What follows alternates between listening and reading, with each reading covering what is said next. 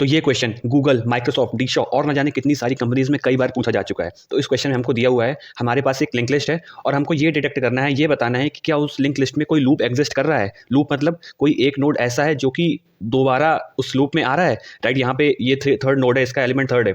अब इसके पॉइंटर्स आगे जाते जाते जाते जाते यहाँ पे वापस आ गया, तो ये वापस से एग्जिस्ट कर रहा है, मतलब यहाँ पे एक लूप फॉर्म हो रहा है। तो हमको ये बताना है कि उस लिंक लिस्ट में लूप है या नहीं है। तो इसको करने की सबसे ब्रूट फोर्स अप्रोच क्या हो सकती है? हम एक मैप डेटा स्ट्रक्चर का यूज़ करेंगे। हम मैप में सारे नोड्स डाल देंगे और फिर हम चेक कर लेंगे, अगर कोई नोड 2 बार आया मतलब लूप आ रहा है। तो कैसे करेंगे? हम यहाँ पे हेड है, यहाँ पे टेम्प ले लेंगे, टेम्प वेरिएबल एक बना लेंगे जिसको हेड पे पॉइंट करा देंगे, और एक मैप डेटा स्ट्रक्चर लेंगे जो कि नोड और उसका काउंट कितनी बार आ रहा है उसको स्टोर कर रहा होगा, राइट। हम टेम्प को अब आगे ट्रैवर्स करेंगे। ट्रैवर्स कैसे करते हैं? While temp does not equals null, मतलब जब तक टेम्प जो है नल नहीं हो जाता तब तक। हम टेम्प को यहाँ पे आएगा, फिर हम चेक करेंगे कि क्या ये डेटा स्ट्रक्चर में है। अगर नहीं होगा तो हम उसको डाल देंगे, और अगर होगा तो हम उसको ट्रू रिटर्न कर देंगे। खैर ये तो पहला एलिमेंट है, इसको हम डाल देंगे टेम्प में, इसकी वैल्यू 1 कर देंगे। फिर टेम्प को यहाँ पे लेके जाएंगे, फिर इसकी वैल्यू भी डेटा स्ट्रक्चर में डाल देंगे, फिर यहाँ जाएंगे, इसकी वैल्यू डाल देंगे। ऐसे करते करते सबकी वैल्यूज आप डालते जाओगे। आपको ध्यान रखना सबकी वैल्यूज नहीं डालनी है, आपको वो पूरा नोट डालना है, क्योंकि ऐसा भी हो सकता है ना कि वैल्यूज रिपीट हो रही हो, राइट। तो जब आप यहाँ पे आओगे, फिर इसके बाद आप वापस यहाँ पे आओगे। जब यहाँ पे आओगे तो आप अपने मैप में वापस चेक करोगे क्या कि मेरे पास ये नोड है मैप में, तो आपको मालूम चल जाएगा वो नोड है, तो आप वहाँ पे ट्रू रिटर्न कर दोगे और बस वो वैसे आपका क्वेश्चन सॉल्व हो जाएगा यहाँ पे।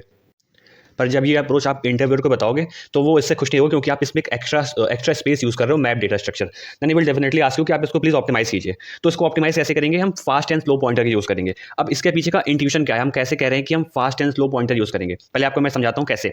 आप वापस से फास्ट एंड स्लो पॉइंटर में क्या होता है, हम एक हेड पे स्लो पॉइंटर लेते हैं, वहीं पे फास्ट लेते हैं। स्लो हमारा एक स्टेप चलता है, फास्ट हमारा 2 स्टेप चलता है, ठीक है। तो इंट्यूशन देखिए, सपोज यहाँ पे हमारा स्लो है, यहीं पे हमारा फास्ट है। पहले ट्रैवर्सल में हमारा स्लो यहाँ पे आ जाएगा, फास्ट यहाँ पे आ जाएगा, इसके बाद स्लो यहाँ पे आ जाएगा और फास्ट यहाँ पे आ जाएगा, राइट। अब आपको देखना है फास्ट और स्लो के बीच में डिस्टेंस, स्लो और फास्ट में नहीं, फास्ट और स्लो में। सपोज कीजिए फास्ट और स्लो पॉइंटर के बीच में जो डिस्टेंस है वो डी है, राइट, वो डी आ गई। इसके बाद अब जब अगला ट्रैवर्सल होगा तो स्लो यहाँ पे आ जाएगा और फास्ट यहाँ पे आ जाएगा, राइट। अब वापस इसकी आप जब डिस्टेंस देखेंगे तो इसकी डिस्टेंस ना डी से D-1 हो जाएगी, ठीक है। क्योंकि इसमें क्या हो रहा है कि जो फास्ट पॉइंटर है वो स्लो के करीब जा रहा है, लेकिन स्लो जो है वो फास्ट से दूर जा रहा है एक स्टेप, ठीक है।